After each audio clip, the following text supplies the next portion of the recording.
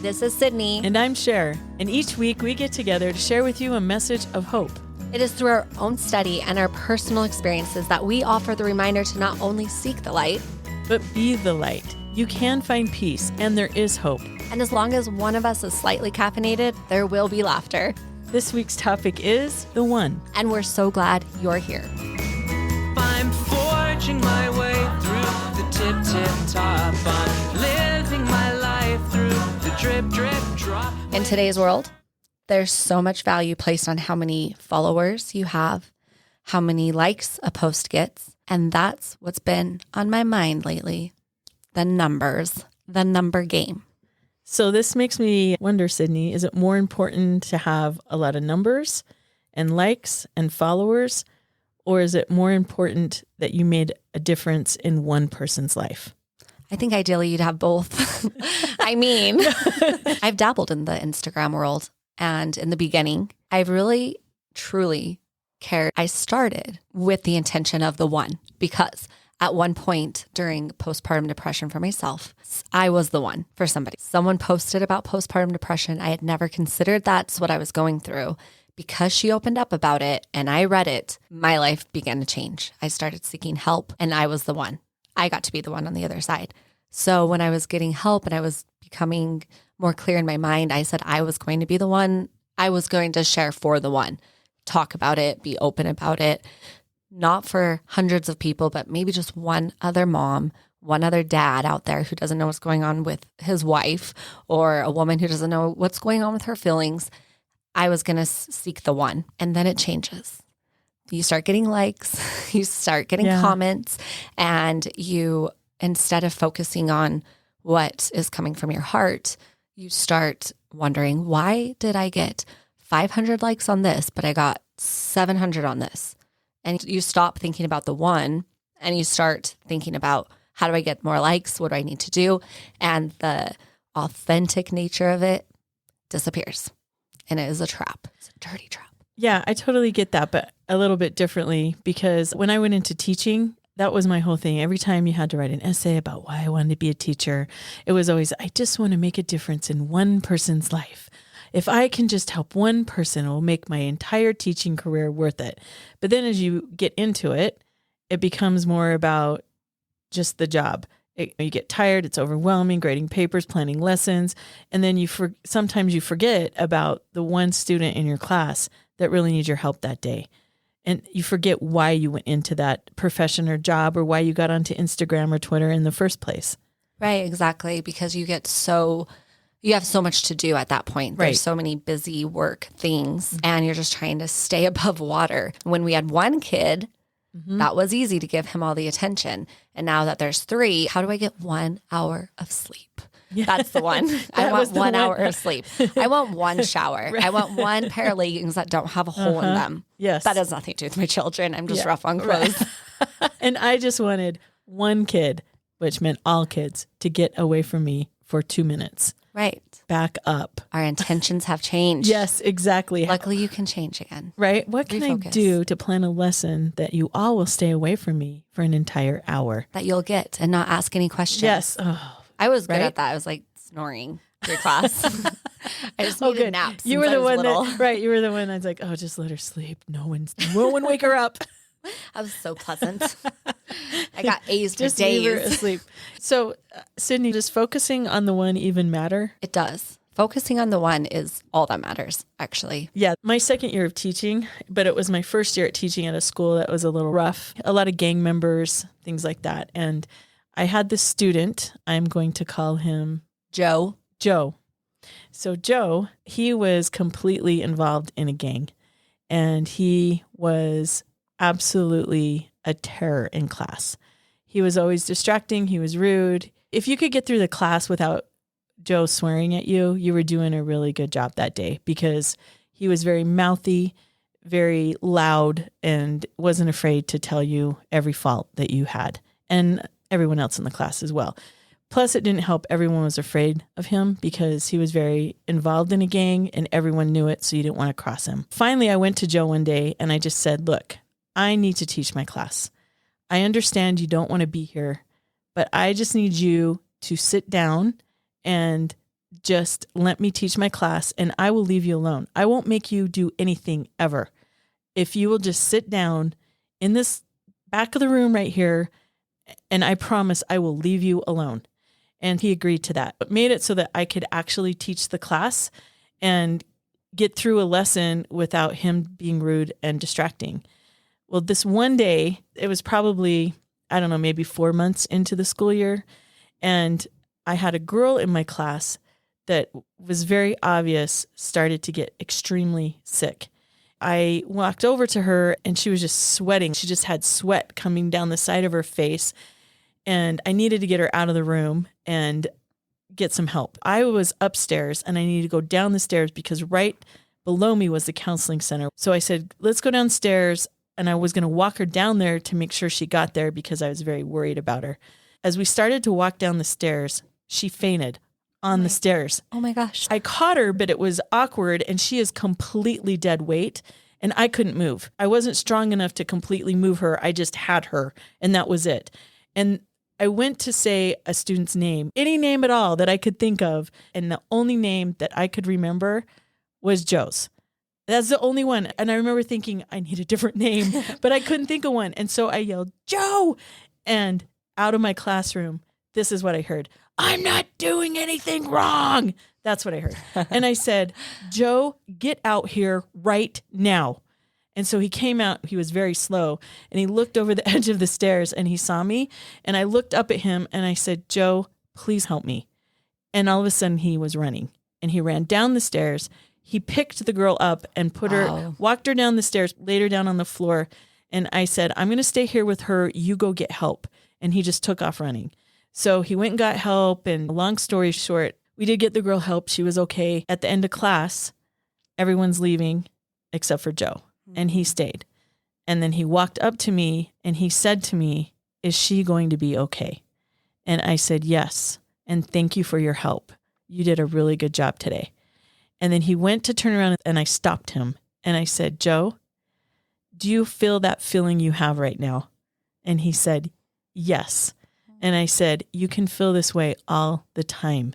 You don't have to be angry. And he shook his head, yes. And then he walked out. Beautiful. And from that moment on, Joe started working in my class because Joe and I had an understanding and he started doing better. And when he moved on to high school, he would come back and visit me. And all these years, I thought that one person, I wanted it to be a great ending and I wanted it to be a great story. And it didn't turn out the way I thought, but it taught me a lesson about focusing on that one kid. He did have a lot of hard lessons to learn, but right now he's doing okay. But I'm really proud of him. That's awesome. And that's not when I went into teaching. I thought I was going to be able to just change kids' lives left and right. And I didn't change it, or he didn't change the way I thought, but it changed me.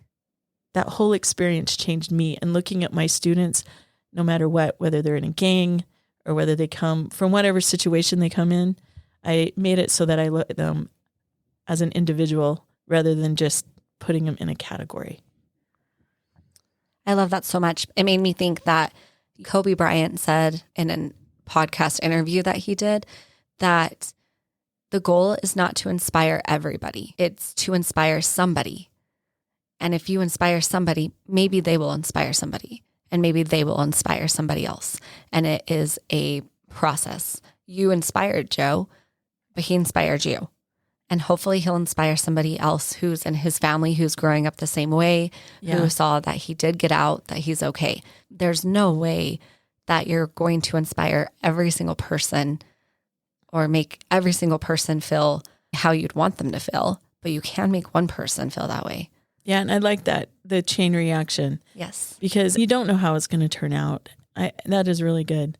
Right. It's that story of a little girl walking the beach and she sees the starfish out and she's throwing them back in because if you don't, they will die. And an old man comes up and he's like, what are you doing? And she says, I'm throwing the starfish back in because if they're out of water too long, they will die.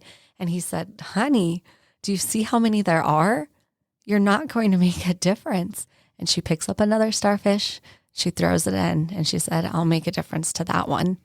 Yeah, I love that story. That reminds me of the Garth Brooks song, The Change. I listen to that song at the start of every school year. Yeah, go ahead and read it, Cydni. Okay.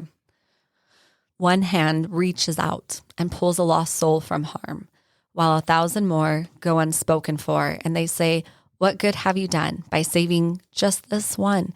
It's like whispering a prayer in a fury of a storm. And I hear them saying, you'll never change things, and no matter what you do, it's still the same thing. But it's not the world that I am changing. I do this so the world will know that it will not change me. I love that. Love it. I get goosebumps every time I've listened Doesn't that and read remind it you of 1,000 Joe? times. Tell me that doesn't remind you of my student. It reminds me of Joe. Right? Yes, ma'am. I love that because every year when I start school, that's what I think of is that I'm going to be true to myself. I'm not going to get bitter and grumpy, even though sometimes I do, but I'm going to try to stay focused on the one and try to make a difference. I think that we have to understand the beginning place here is to understand the worth of each individual soul. Yes. And I always think of a very well-known C.S. Lewis quote. Do you already know which one I'm going to say? No, because my brain is smushy today. Okay. As if it's not other days, but whatever. Okay. C.S. Lewis said, there are no ordinary people. You have never talked to a mere mortal. Nations, cultures, arts, civilizations, these are mortal, and their life is to ours as the life of a gnat. But it is the immortals who we joke with, work with, marry, snub, and exploit. I like it. We have to have an eternal perspective for each person we interact with.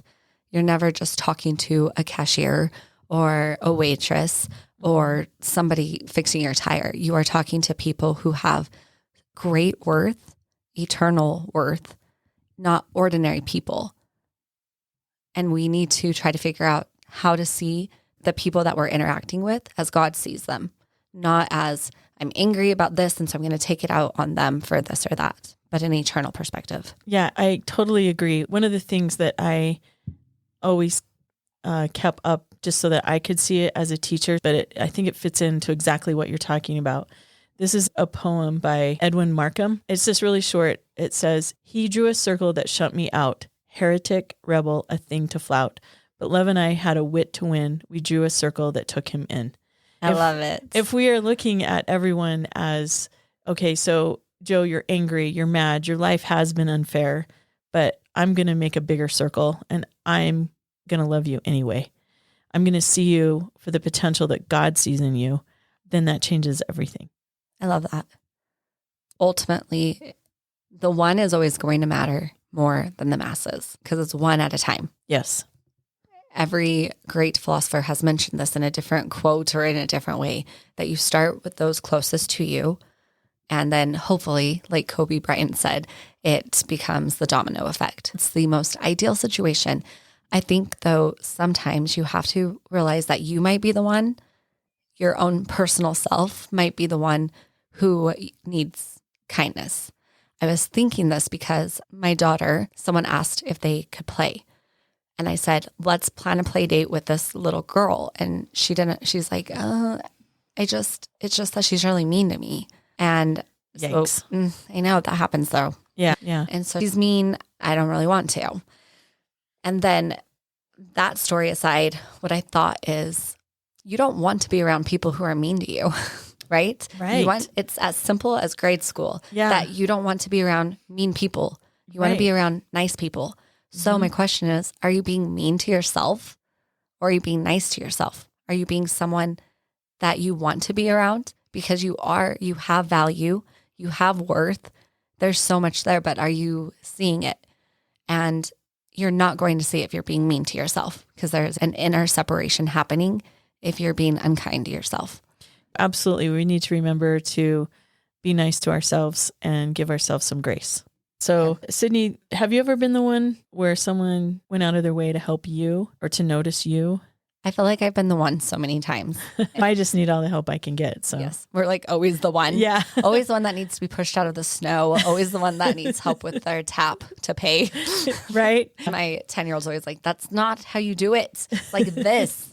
And he's usually right. So when I was I feel like it was 4th grade, I sat down at recess and I sat down in gum.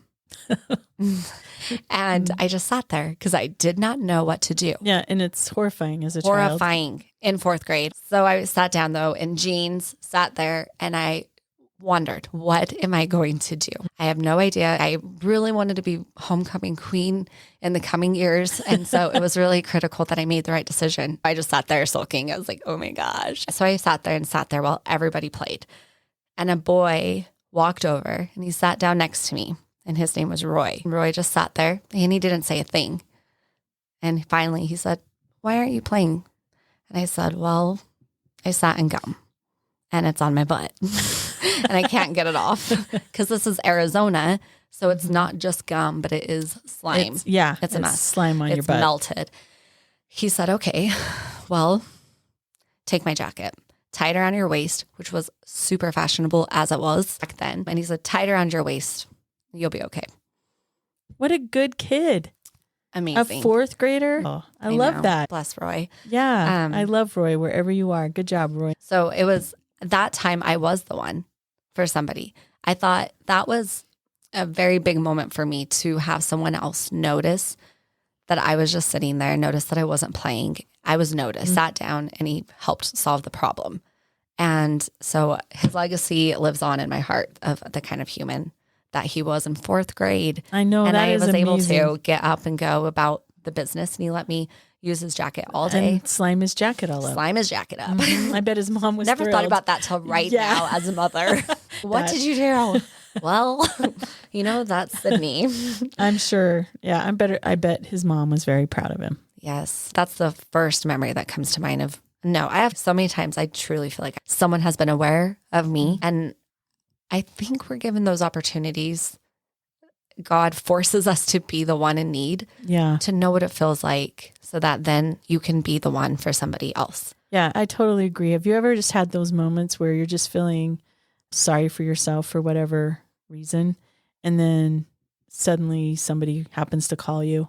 Like an old friend or somebody, you just needed to hear that person's voice and they happened to just have the exact message that you needed to hear at that moment. I think that is why it's critical to listen to those inner voices, or however you want to say it, an inner voice, a prompting from heaven that says, reach out and say hello to this person. Do this for somebody, because we are asked to be the one for somebody and you don't know what the reason is. Just like Roy didn't know why he was going to come sit by me, but he did it. He saw me and then he took action. He didn't know what I was going to say, but he did it. He was brave enough for a minute to help me. Yeah. And I needed help. My 4th grade little girl self needed help. Yeah. And he was there for me. And now we are going to have opportunities to be the one who needs help, but also be the one that does help. The one that takes notice of somebody else. Maybe it's a friend, like you're saying, someone that comes to mind that you haven't texted from time. And it's okay to be awkward and send a text. They might absolutely need it. Yeah, I agree. I actually just had this thought come to mind when I was having a very rough week. It was actually the week my father passed away. I needed to run to the store to get something for the family, and I ran to Walmart to pick it up. And I had this thought. I was so upset with everything that was going on. And I had this thought that I just needed to do something to help somebody else, and that would make me feel better. But, you're just kind of in a fog. And I was like, really, who am I going to help? I cannot help anybody right now. I got in line at Walmart, and it was at Christmas time. And the people in front of me, they didn't have anything amazing. They didn't go over the top. I mean, they just had simple groceries like milk, bread, and those types of things. And then they had a blanket. It was obvious they were going to give it to somebody as a Christmas present. And when the total came up, the couple was like, oh, okay, we're going to have to take the blanket off, and we're going to have to, and they started pulling food off. And it just clicked. This is what I was talking about. And so I said, can I just please pay for this for you? And they were like, no. And I said, please let me pay for this. And they're like, okay, how about you just pay for the food. And I said, put the blanket back. Please let me pay for this. It would make me feel better. And they're like, no, really, it's okay. And I looked at them and I said, I've had a really bad week and nothing would make me feel better right now than to know that at least something good came out of this week. And I mean, I was teary-eyed and I was very adamant. And the lady hugged me and she said, just because you have a bad week, that doesn't mean you have to pay for our groceries. And I said, but it matters to me. And I think about this moment often because it felt heavy and I just needed something that I could control, and I could control being nice to somebody at that moment. So oftentimes I think those opportunities come when we're at our lowest. Love that, because it just proves that if you're willing to be the one for someone else and give someone else, there are so many people in need. And not just they need food or a blanket, but there's people in need of a conversation. Yes. Mother Teresa, she said, the greatest disease in the West today is not TB or leprosy. It is being unwanted, unloved, and uncared for. We can cure physical disease with medicine, but the only cure for loneliness, despair, and hopelessness is love. And that's going to come in different ways. Sometimes it really is that we need to do a service for somebody else and we need to allow people to serve us. That's what I'm getting from that story that you needed. Yeah. You needed that opportunity more than they probably needed the food and the blanket. I definitely needed it more than they did at that moment. That's the cool thing with how God works, is the way he weaves together people's encounterings, that people get what they need if you allow it and if you're open to it. We just have to be brave enough and willing enough, and those opportunities are going to come in every which direction. I believe that. I really do believe that. The one matters. The one always matters, whether it's yourself or whether it's someone that needs to be pulled into your circle. This week, we should spend time focusing on the one, trying to see the individual worth and understand and remember whoever you're talking to, whether you've had a very bad week or a very good week or somebody is bothering you, to make it a goal to try to see them as the eternal soul that they are. Absolutely, Cydni. And also something else, thank the person that helped you along the way. Just showing that gratitude. So I think the action this week would be to thank someone who has been the one for you, or be the one for somebody this week. One person. Do something out of your way for one person this week. Love it. All right. Y'all have a good week. Bye. I'm forging my way through the tip top. I'm